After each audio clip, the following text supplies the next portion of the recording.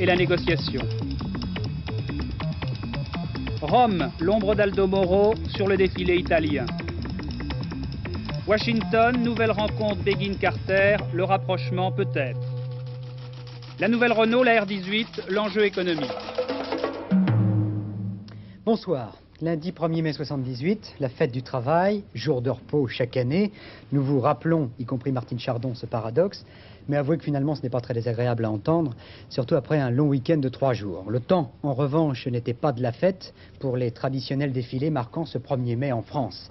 Un ciel gris, des nuages et de la pluie, autant d'éléments qui n'ont pas amélioré l'ambiance de ces manifestations organisées par la CGT, la CFDT, la FEN et Force ouvrière. Un certain désarroi en effet, moins de monde que les autres années, et puis l'absence d'Edmond Maire de la CFDT. Ajoutez à cela que les syndicats attendent maintenant les résultats des négociations qui commencent donc avec le gouvernement et le patronat. C'est Jacques Merlino qui a suivi pour nous ces manifestations tout au long de la journée. 10h30 au Père-Lachaise, une petite délégation de Force ouvrière vient déposer une gerbe devant le mur des fédérés. Puis va se recueillir devant la tombe de Léon Jouot, symbole du syndicalisme unifié.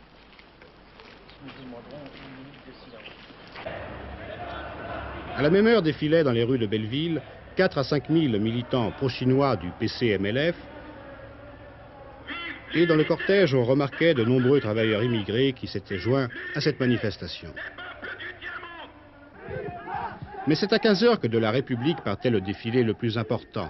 Organisé par la CGT, la CFDT et la FEN, il regroupait de 10 à 20 000 manifestants.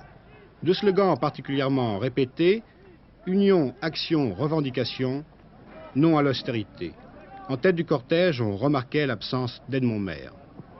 Nous avons placé la manifestation du 1er mai après les élections sous 2 thèmes: la lutte anti-apartheid, pour non seulement manifester la solidarité aujourd'hui avec ceux qui sont victimes de l'apartheid. Nous pensons notamment à nos camarades des pays d'Afrique du Sud, noirs. Et le deuxième thème, c'est la lutte contre toutes les discriminations. Discrimination à l'égard des immigrés, et discrimination à l'égard des femmes, des jeunes. Pourquoi l'absence d'Edmond Maire? Écoutez, aujourd'hui, il y a dans cette délégation de la CFDT 5 membres de la commission exécutive, c'est-à-dire la moitié, qui montre bien que la CFDT n'est pas absente par la bande à ce 1er mai.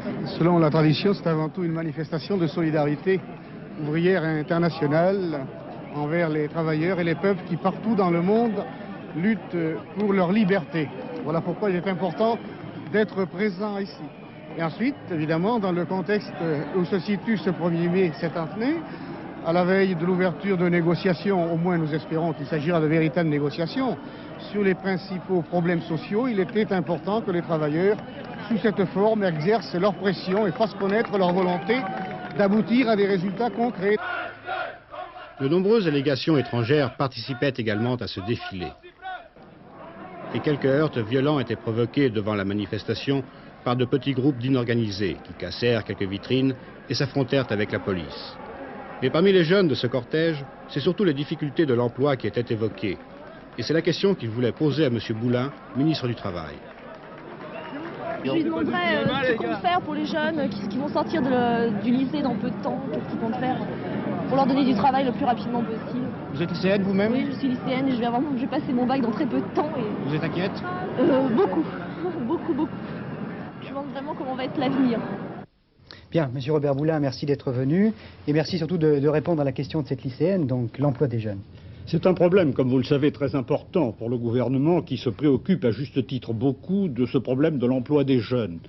Il faut bien voir que le problème de l'emploi est fonction de l'activité économique en réalité dans le pays, et 1978 ne sera pas l'année de la relance, de la reprise. Le Premier ministre l'a indiqué du haut de la tribune du Parlement. Par conséquent, il faut que nous essayions d'insérer les jeunes dans le tissu de l'emploi. Cela a été, vous le savez, l'effort prioritaire du gouvernement dans le pacte national de l'emploi, dont le principe était d'abord la formation des jeunes, leur qualification, les stages des entreprises à la sortie de l'école, comme le disait cette jeune fille, pour créer une sorte de sas, pour faire le passage entre l'élément scolaire et l'élément du lieu du travail. Et je vous indique que ce pacte national de l'emploi ce sera une décision du gouvernement mercredi prochain, va être, avec des modifications, reconduit pour partie en 1978 et que j'ai l'intention d'élaborer un texte de loi important après concertation avec l'ensemble des partenaires sociaux pour traiter sur le long terme le problème de l'emploi en France et en particulier le problème de l'insertion des jeunes d'une manière réelle sur les problèmes de l'emploi et de l'activité de ce pays. Bien, donc une loi en préparation à propos de l'emploi, Monsieur le Ministre. Je vous propose maintenant d'écouter la question posée par un autre manifestant cet après-midi. C'est là concernant plutôt les conflits longs dans certaines entreprises. Il s'agit là d'un employé de la Chex.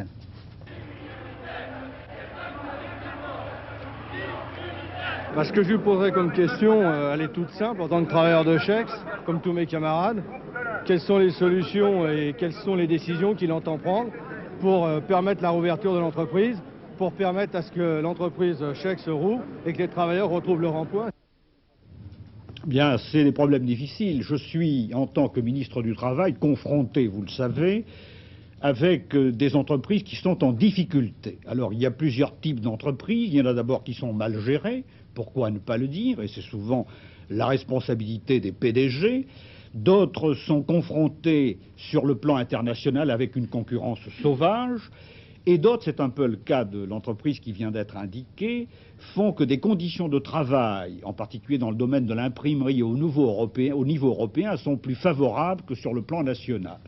Alors vous voyez que la réponse n'est pas aussi facile que je puisse l'apporter. Ce qu'il faut, je crois, et le rapport Sudreau l'a très bien décrit, c'est de créer, avec la participation active du ministère du Travail, des systèmes d'alerte, de concertation entre le ministère des Finances, le ministère du Travail, les entreprises, et bien regarder les problèmes pour tenter d'aboutir en effet à une solution. Jusqu'à maintenant, il n'y a pas eu beaucoup de choses de faites. C'était quand même, c'est resté au niveau des intentions, le rapport Sudreau. Oui, le rapport Sudreau, oui, mais quand même il y a le SIASI au niveau national qui, vous le savez, est fait par le ministère des Finances et où sont confrontées les difficultés des entreprises. Moi-même, quand j'étais ministre délégué à l'économie et des finances, j'ai créé ce qu'on appelle les CODEFI, les comités départementaux et financiers qui regardent la situation des entreprises, mais je crois qu'il faut en effet mettre en place un organisme de concertation plus large, susceptible d'apporter des solutions du type de celle de l'entreprise dont il vient d'être parlé. Mais plus précisément, Monsieur Boulin, vous allez être le ministre de l'ouverture sociale, mais pour que cette ouverture puisse réussir, il vous faut des partenaires représentatifs. Or, très souvent, les syndicats se plaignent des restrictions qui sont apportées aux libertés syndicales. Alors, est-ce qu'il n'y a pas dans le gouvernement une tendance à sous-estimer la représentation des syndicats? Vous savez, je crois qu'il faut revenir, puisque nous sommes là le 1er mai, à la grande tradition de la représentation syndicale et des problèmes du travail. Le 1er mai, c'est la fête de la solidarité internationale. Et je le rappelle en passant, c'est un mot de Jaurès, par rapport aux libertés. Donc vous voyez que nous sommes tout à fait dans les thèmes d'aujourd'hui qui sont éternels. Et je rappelle que c'est un Français, Lavigne, qui a créé le 1er mai, qui ensuite a été généralisé en 1890. Il est donc tout à fait important de pouvoir rétablir un véritable dialogue avec les représentants du travail. Et je souhaite qu'au niveau de l'entreprise, à côté des représentants du travail, à côté des représentants du capital, je veux dire, il y ait une représentation du travail. Et je souhaiterais que le syndicalisme soit élargi en France et qu'il ne représente pas qu'une certaine minorité, regrettable à mes yeux, 15%, dit-on, peu importe, de façon à avoir un véritable dialogue s'instaurer entre les employeurs et les travailleurs. Alors c'est un vaste programme, c'est un vaste sujet, il faut savoir quels sont les problèmes et en effet de faire participer d'une façon plus active les représentants du travail à l'ensemble des problèmes et des négociations que nous allons maintenant entreprendre. Bien, merci Monsieur le Ministre. Pendant notre conversation, je crois qu'il s'est passé des incidents au boulevard Beaumarchais, avec Claude, c'est bien ça? Oui, effectivement, nous l'avons vu tout à l'heure, il y a eu des incidents à Paris après la manifestation du 1er mai, des incidents dus à ce qu'on appelle des éléments incontrôlés qui se sont heurtés aux forces de police à l'issue de la manifestation. Ces incidents se sont prolongés assez tard dans l'après-midi, dans le quartier de la République et de la Bastille, mais à l'instant, j'apprends que le calme est revenu donc dans ce quartier, mais le bilan de ces affrontements est assez lourd. Il y a eu en effet 6 policiers blessés et au moins 150 vitrines qui ont été brisées. Bien, mais le calme est revenu donc sur l'avenue Beaumarchais, ce boulevard Beaumarchais. Bien évidemment, dans le monde entier, on a célébré cette fête du travail. Parmi les plus heureux, il y a eu sans aucun doute les habitants de la petite île de Quemoy, une île située en face de la Chine. À l'occasion du 1er mai, en effet, l'artillerie chinoise a arrêté de bombarder Quemoy. Il faut savoir que depuis plusieurs années, les artilleurs de Pékin bombardent un jour sur deux les habitants de l'autre Chine, de la petite île. Ça, c'est pour la petite histoire. Ailleurs, selon les pays, selon les régimes politiques, les manifestants ont parfois eu du mal à défiler, au Chili par exemple, ou au contraire, cette fête du 1er mai a pris des allures de fête nationale, comme à Moscou par exemple. Philippe Châtenay. Le 1er mai 1978 à Moscou aurait été avant tout l'occasion pour les soviétiques d'acclamer Léonid Brejnev, dont c'était le 1er mai en tant que chef de l'État. Accueilli par une immense ovation dès son apparition, le leader soviétique apparut en bonne santé et à l'apogée de son autorité alors qu'on parle de plus en plus d'un sommet Carter-Brejnev pour cet été. Le thème officiel cette année, Fraternité entre les travailleurs du monde entier, était appuyé par un simple message du comité central au lieu d'un discours. À Madrid, 300 à 500 000 personnes ont célébré derrière Felipe González le socialiste et Santiago Carrillo le communiste le 1er mai de la liberté. L'année dernière, en effet, toute manifestation avait été interdite et réprimée. Dans toutes les grandes villes d'Espagne, les travailleurs ont défilé dans un calme quasi total puisqu'on ne signale que quelques incidents. Et surtout, un 1er mai fêté dans la joie.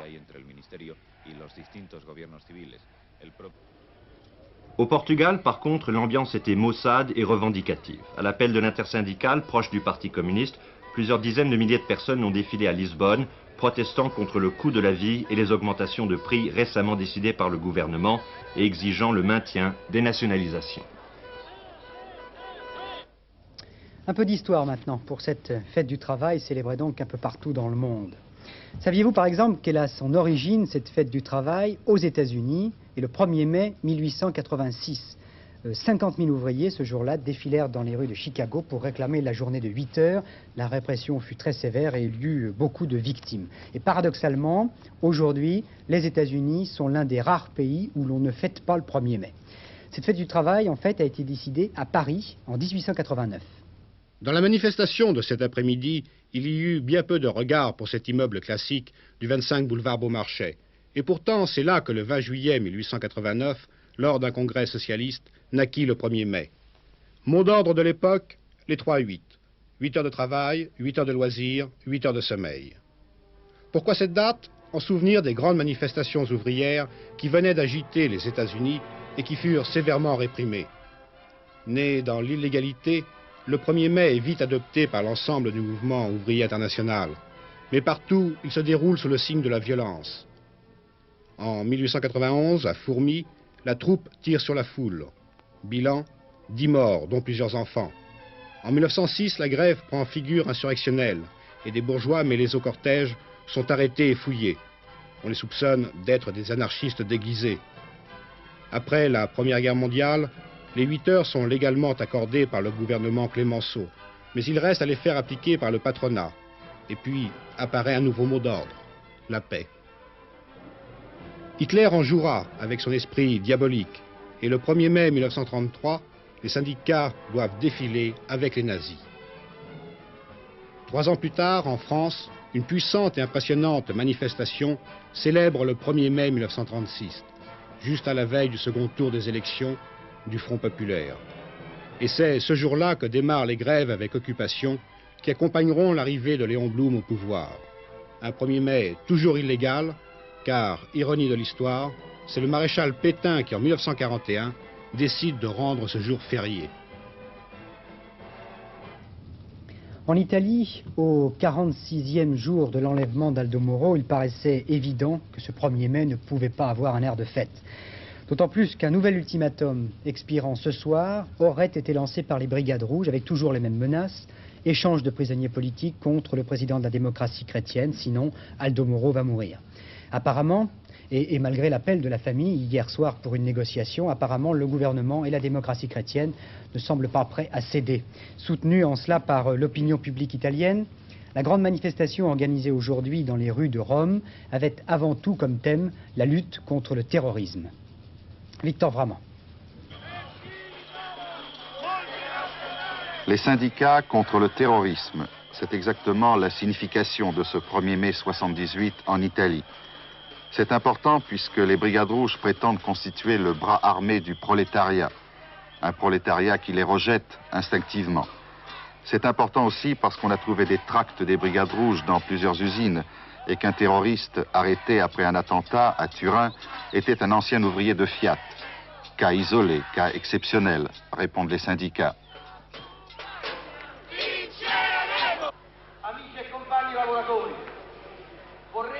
La Constitution, le régime républicain, ce sont aussi des conquêtes de la classe ouvrière, s'écrie un orateur. Il faut les défendre contre la subversion et le terrorisme. Les syndicats refusent le moindre compromis avec les Brigades Rouges, alors que la classe politique italienne cherche désespérément une solution qui ne soit ni lâche ni cynique. C'est que Aldo Moro a fait parvenir hier 7 lettres différentes au président de la République, du Sénat, de la Chambre, au président du Conseil et à des dirigeants politiques. La famille d'Aldo Moro accuse publiquement la démocratie chrétienne de sacrifier son président. Il faut ajouter à tout cela des coups de téléphones anonymes qui annoncent pour aujourd'hui l'exécution d'Aldo Moro. Les maniaques et les mythomanes ne font que compliquer le débat, ou plutôt la polémique sur la meilleure façon de sauver Aldo Moro. La direction du Parti démocrate chrétien se réunit ce soir à Rome. Mais comment sauver un homme qui est prisonnier des terroristes non plus seulement physiquement, mais aussi moralement? Ce 1er mai a été une approbation de masse pour une attitude de fermeté face aux Brigades Rouges. Et la démocratie chrétienne est bien obligée d'en tenir compte.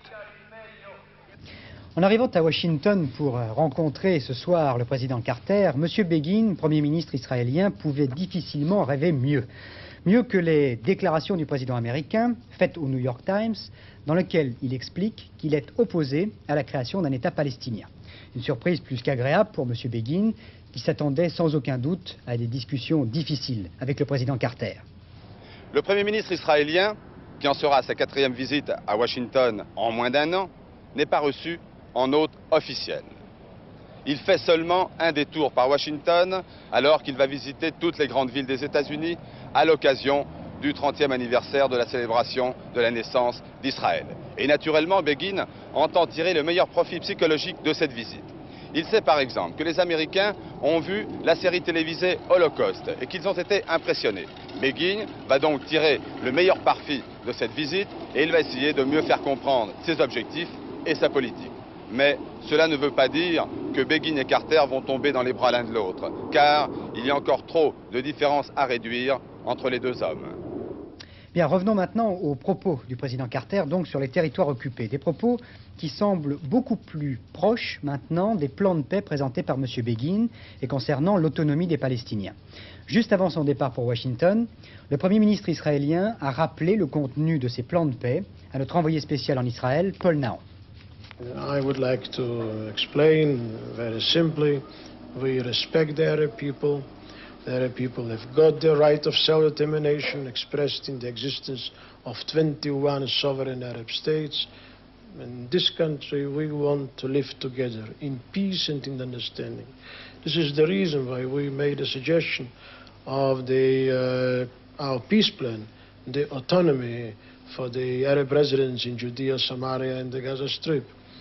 A full autonomy, and they, in accordance with our proposal, would elect their own council, the administrative council, deal with the problems of their daily life themselves without any interference. Only we reserve responsibility for security. And then, if that proposal should come into effect, with peace reigning, as we believe it will, then their justice will be done. The Palestinian Arabs will have self-rule, autonomy, the Palestinian Jews will have security, and we shall live together in understanding, in human dignity, in liberty, and in progress. Thank you very much. Il s'agit là de l'extrait d'une interview très complète du Premier ministre israélien, une interview dont vous pourrez entendre la totalité mercredi prochain sur Antenne 2 à 21h30 dans notre magazine Question de temps qui aura pour thème le 30e anniversaire de l'État d'Israël. Sous la forme de télégramme maintenant, je vous rappelle tout d'abord les augmentations effectives depuis aujourd'hui 1er mai. Vous allez les voir apparaître sur des panneaux. La SNCF d'abord, voyageurs plus 15%, marchandises plus 10%. Le DF-GDF, l'électricité plus 10%, gaz plus 10%. Le téléphone 47 centimes au lieu de 42 centimes pour la communication. Le charbon domestique, plus 4 à 6%, industriel, plus 7 à 8%. Et puis le timbre-poste à 1,20 franc le 15 mai seulement. Pour les cigarettes, il faut également encore attendre quelques jours. Je vous rappelle également que M. Jacques de la Rosière a été nommé directeur général du Fonds monétaire international. Et cela à la fin de la réunion du FMI qui s'est tenue à Mexico. M. Jacques de la Rosière est considéré comme l'un des meilleurs experts des affaires monétaires internationales. Enfin, à retenir également dans l'actualité, la fin des travaux du synode de l'Église réformée de France. C'est l'une des 2 grandes confessions protestantes qui regroupe près de 600 000 fidèles. Il s'agissait pour les participants à ce synode de répondre à cette question: comment former aujourd'hui les pasteurs de demain? Le temple de Sainte-Foy-la-Grande était plein pour accueillir les membres du 71e synode de l'Église réformée de France. Pour ces chrétiens, pasteurs et laïcs à égalité, l'heure était à la réflexion. Au programme de cette session plénière de 3 jours, une question: les changements qui avaient été décidés dans le protestantisme français en 1972 concernant la formation des futurs pasteurs et ministres de l'Église avaient-ils déjà porté leurs fruits? L'essentiel était effectivement de voir que des hommes puissent faire des études de théologie sans être obligatoirement pasteurs. Parce qu'aujourd'hui, l'Église doit faire face à d'innombrables situations qui ne sont pas obligatoirement celles du ministère pastoral de paroisse traditionnelle. L'Église est présente dans le monde est présent partout. Pour nous, de savoir comment on peut témoigner de Jésus-Christ là où on se trouve. Mais avec une nécessaire formation, d'où la nécessité pour nos églises de préparer cette formation des hommes et des femmes qui veulent répondre à cette vocation. Question, éclaircissement, le débat est resté ouvert. Dans la salle du synode, à côté des professeurs de théologie, des étudiants directement concernés par la réforme. Cette réforme a, je dirais, dans un premier temps des aspects très positifs, puisqu'elle a permis de dépoussiérer un peu les études de théologie et la formation des pasteurs des églises protestantes, en particulier en leur permettant, et même en les obligeant à accomplir des stages professionnels dans la vie donc, sociale, et en leur demandant de réfléchir sur ces stages, d'engager une réflexion chrétienne à propos de ces stages. C'est une bonne formation parce que si j'avais eu l'impression d'être entré dans un moule, d'avoir été moulé, alors j'aurais dit que c'était une déformation, pas une formation. Si le bilan de ces 5 années semble plutôt positif, l'Église réformée de France n'affiche pas un optimisme béat. Ici, comme dans toutes les églises chrétiennes, on sait que demain sera difficile et on s'y prépare. 2 mots de sport maintenant, pour vous dire d'abord que c'est l'équipage britannique formé de Cowell, Edge et Rowe qui l'équipage a remporté cet après-midi les 24 heures motonautiques de Rouen. Et puis au Tour d'Espagne, la 6e étape a été remportée par le Hollandais Van Katwijk. C'est le Belge Van den Hout qui reste leader de la Vuelta. Il y avait un quartet aujourd'hui à Saint-Cloud dans la 4e course, le prix du Roi Soleil, qui portait mal son nom. Il y avait beaucoup de nuages et il y avait de la pluie aujourd'hui sur Saint-Cloud. Résultat de ce quartet, 8, 6, 9 et 1.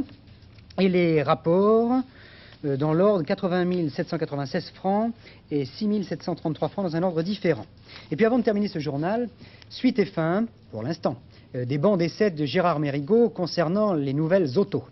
Après la R5 automatique et la Simca Horizon hier, voici venir, toujours dans la gamme moyenne, la R18 Renault. Renault qui s'attaque là à un marché où la concurrence est très vive chez les constructeurs. Mais la régie a eu une idée avec cette voiture, exporter, avant tout exporter, car cette voiture est un véritable enjeu économique. L'enjeu américain. Pour la première fois, la régie a conçu un véhicule dont la carrière doit être internationale. Les accords passés avec American Motors concernent bien sûr la R5, mais surtout la 18, qui elle commence sa carrière et cristallise les espoirs à l'exportation. Objectif de ce modèle, plaire à tout le monde sans choquer personne. À ce jeu-là, on gomme le caractère et c'est peut-être dommage.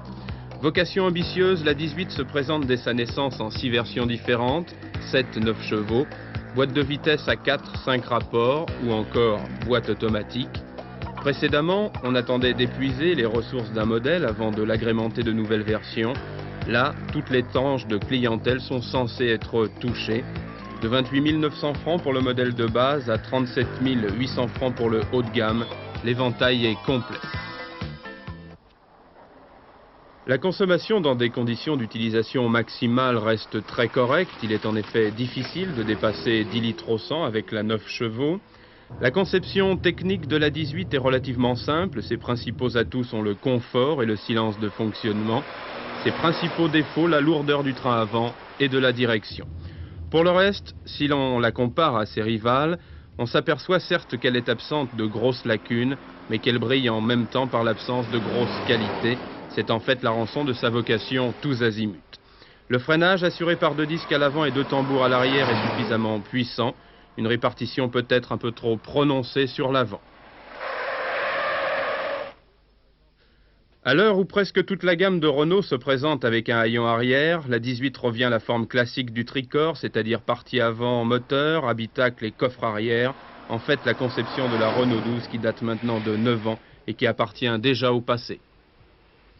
Voilà, rapidement, 2 mots de la météo pour demain. C'est assez simple, c'est un peu comme aujourd'hui. Il y aura de la pluie, en particulier sur le nord de la Bretagne, la Normandie, les régions situées au nord de la Seine, et puis les Vosges, les Alpes et la Corse. De la pluie, sauf sur l'Aquitaine. Vous voyez 3 beaux soleils. L'Aquitaine, donc, demain, où il y aura de très belles éclaircies l'après-midi. Vous retrouverez Hervé Claude à 22h50 pour la dernière édition du journal. Mais comment terminer cette édition sans un brin de gaieté et sans un brin de muguet? Je suis sûr que vous ne me l'auriez pas pardonné. Tradition oblige donc, nous sommes allés en quête de petites clochettes et pour surprendre par exemple le sourire des enfants, l'offrant à leurs parents, non sans avoir auparavant sorti 5 francs de leur poche, ou mieux de celle de leurs parents.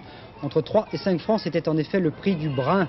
Il n'était pas sauvage, mais peu importe, là je parle du brin, pas du prix. De toute façon, comme chacun sait, c'est l'intention qui compte. Je vous souhaite une très belle soirée sur Antenne 2.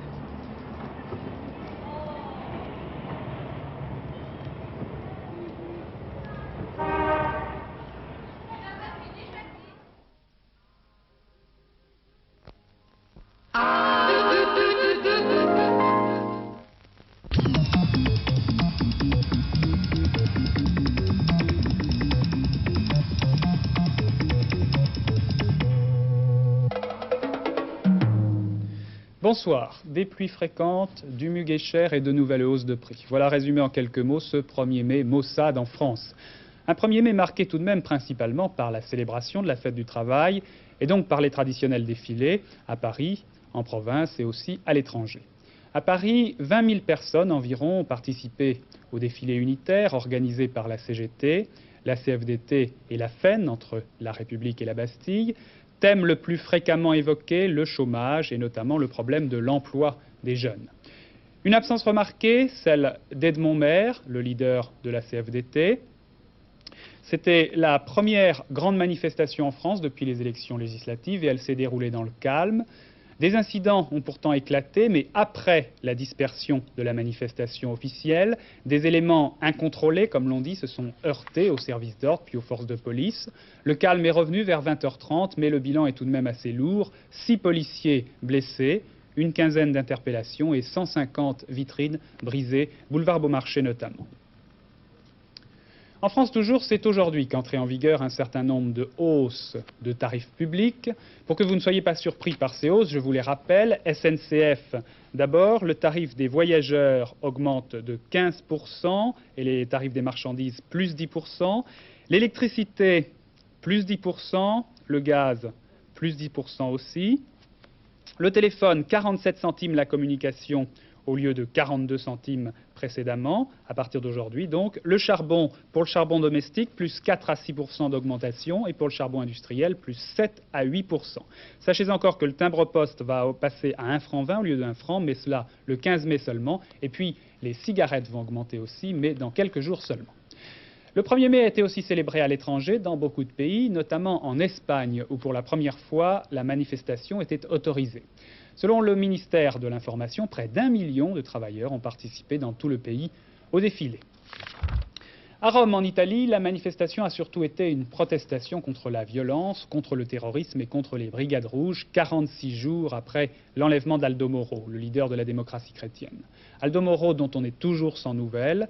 Un nouvel ultimatum est bien parvenu. Aujourd'hui, il était fixé à 21h ce soir, mais la police doute qu'il émane réellement des ravisseurs de M. Moro. Quant aux dirigeants de la démocratie chrétienne, ils se sont réunis encore ce soir, ils ont consulté les autres partis politiques, aucun communiqué n'a été publié, mais il semble qu'ils gardent toujours leur attitude très ferme, c'est-à-dire le refus des négociations avec les terroristes. Aux États-Unis, le président Carter a réaffirmé ce soir l'engagement américain aux côtés d'Israël pour assurer la sécurité de l'État hébreu. M. Carter célébrait à Washington, avec le Premier ministre israélien, Menachem Begin, le 30e anniversaire de la fondation d'Israël. Il semble d'ailleurs que les entretiens Carter-Begin se soient déroulés dans un climat plus cordial que les précédents. Un rapprochement semble sensible. Il faut dire qu'auparavant, Jimmy Carter, dans une interview, avait affirmé qu'il n'avait jamais été favorable à la création d'un État palestinien indépendant. Une déclaration qui a suscité certaines inquiétudes en Égypte, et on apprend ce soir que le président Sadat prononcera demain un important discours politique. Dans l'actualité sportive, peu de choses aujourd'hui, mais sachez tout de même que c'est demain la dernière journée du championnat de France de football de première division, et c'est donc demain que le champion de France sera connu. Favori, l'équipe de Monaco, qui a un point d'avance sur celle de Nantes, mais Monaco reçoit Bastia demain, et le match n'est pas gagné d'avance, car l'équipe corse semble très en forme. Je vous rappelle qu'hier, elle a gagné 4-0 à Saint-Étienne face à l'équipe stéphanoise. Nantes, de son côté, jouera contre Nice. Et puis, il y avait un quartet aujourd'hui, il se courait à Saint-Cloud. Je vous donne l'ordre d'arrivée. 8, 6, 9, 1. Les rapports pour 5 francs, dans l'ordre, 80 736 francs, donc pour 5 francs, je vous le précise. Et puis, dans un ordre différent, 6 731 francs. Et puis, pour terminer ce journal, la météo bien sûr, un mois de mai qui s'annonce mal, il y aura encore beaucoup de pluie demain, notamment sur le nord de la France, vous le voyez sur la carte, ces petits nuages noirs avec des traits en dessous, c'est la pluie, des nuages aussi et de la pluie sur la Bretagne, la Normandie, ailleurs des averses aussi hélas, mais quelques éclaircies tout de même. Fin du journal, merci d'être resté avec nous, je vous souhaite une excellente nuit.